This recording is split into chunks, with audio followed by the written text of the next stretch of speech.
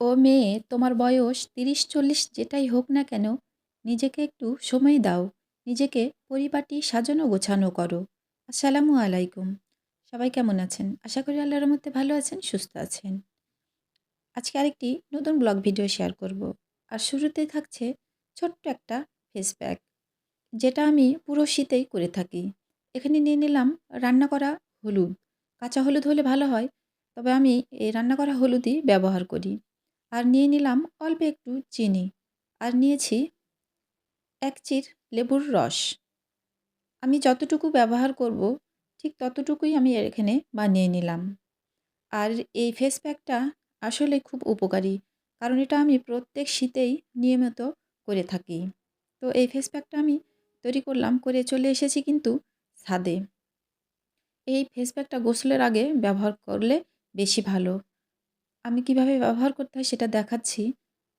এখানে এরকম করে লেবুর খোসাতে এই ফেস প্যাকটা নিয়ে হাতে, পায়ে, মুখে যে জায়গায় ব্যবহার করবেন সেই জায়গায় এরকম করে ওই খোসাটা দিয়ে সুন্দর করে হালকা ঘষে মেখে নিয়ে শুকানো পর্যন্ত অপেক্ষা করতে হবে।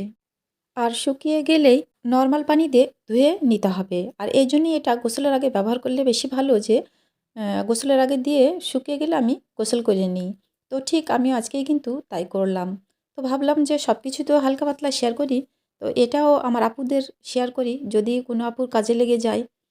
তো এটা আসলেই খুবই ত্বকের জন্য উপকার। হালকা কালো দাগগুলো থাকবে না। মানে আসলেই যেকোনো জিনিস নিয়মিত করতে হবে।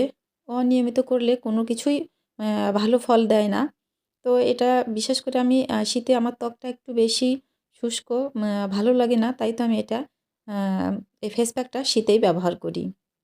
আর আমার মনে হয় যে শীতেই একটু ত্বকের বেশি যত্ন করতে হয়। আর ওই যে বলেছি যে আমার বয়স ৩০-৪০ যেটাই হোক না কেন, নিজেকে একটু সুন্দর পরিপাটি করে আমার মনে হয় যে প্রত্যেকটা মেয়েরই রাখা উচিত। আর বিশেষ করে আমরা মেয়েরা বিয়ের পর একেবারেই নিজের প্রতি খেয়াল রাখি না। না খাওয়া-দাওয়া, না নিজের শরীরের যত্ন, কোনোটাই আমরা করি না। বিশেষ করে আমি তো আমাকে দিয়েই বুঝতে পারছি যে প্রচুর অবহেলা। বিয়ের পর আমাদের যখন বাচ্চা-কাচ্চা হয়ে যায় তখন আরও বেশি আমরা এগুলোর প্রতি অমনোযোগী হয়ে যাই। আসলেই এগুলো করা উচিত না।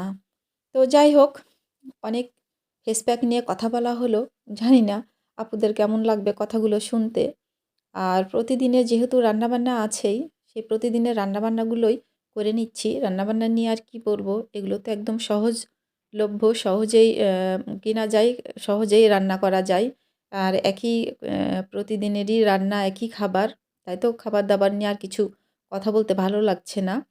তো আপুদেরকে একটা কথা আবার মনে করিয়ে দিই যে, যারা আমার ভিডিওটা দেখবেন দয়া করে কমেন্টস করবেন। কমেন্টসে খুব বেশি সময় আমি কাউকে দিতে বলব না।